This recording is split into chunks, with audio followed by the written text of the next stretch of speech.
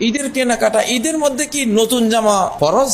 নতুন জামা তো সুন্নত না, নতুন জামা তো মুস্তাহাব না, নতুন জামা তো কোনো ক্রাইটেরিয়ার মধ্যে পড়ে না। ঈদের দিনে আমাদের জন্য বলা আছে ইয়ালবাস আহসানা মালাবিসিহি, তার যা ড্রেস আছে এর মধ্যে যেটা সুন্দর ওটা পরবে।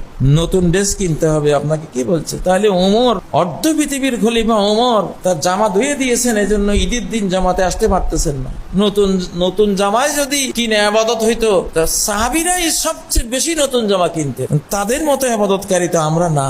রমাদানের তারা কিছুই বুঝে নাই। যারা শেষ দশকে মার্কেটে ঢুকে গেছে, দেখবেন তিল ঠাঁই আর নাই মার্কেটে। মনে হয় যেন বুখারীর হাদিসটা এরকম যে নবী সাল্লাল্লাহু আলাইহি সাল্লাম শেষ দশক আসলে তার স্ত্রী, ছেলে, মেয়ে, সাহাবী সবাইকে নিয়ে বাজারে চলে যেতেন। আজকের মুসলমানদের আমল দেখলে তো হাদিসটা মনে হয় যেন তারা এমন পাইছে বুখারীতে যে নবী সাল্লাল্লাহু আলাইহি সাল্লাম শেষ দশক আসলে তিনি আল্লাহকে বাদ দিয়া মসজিদ, মাদ্রাসা সব কিছু, এখন ঈদ, এখন ঈদের যে একটা অতিরঞ্জিত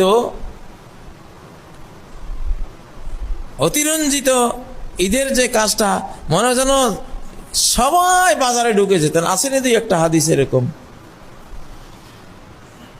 হাদিস পড়লাম সবাইরে নিয়ে মসজিদে ঢুকে যেতেন না। আমরা কি ধরনের উম্মত, আমরা সবাইরে নিয়ে বাজারে ঢুকে যাচ্ছি। আর কি ধরনের বাজার, আহারে, সেখানে রোজা তো গেছে গেছে, ঈমানও গেছে।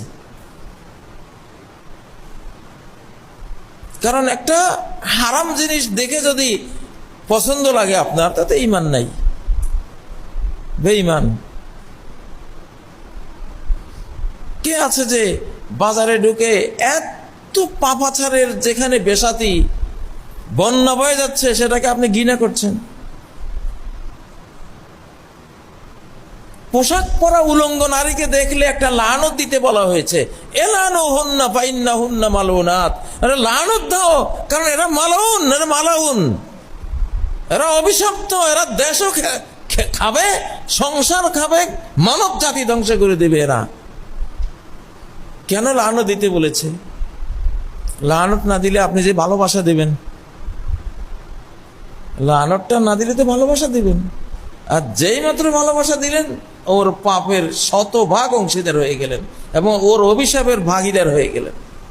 আল মারউ মা মান আহাব্বা, যে যারে প্রেম দেয়, ভালোবাসা দেয়, সাথে সাথে তার সাথিত্ব তার সাথে কেবল লেগে গেল। লানত হলে লানত, তার উপরে গজব পড়লে আপনার উপরে গজব। সে যদি ফাঁসিকি করে, কবিরা গুনাহ করে, আপনি কবিরা গুনার ভাগীদার হয়ে গেলেন।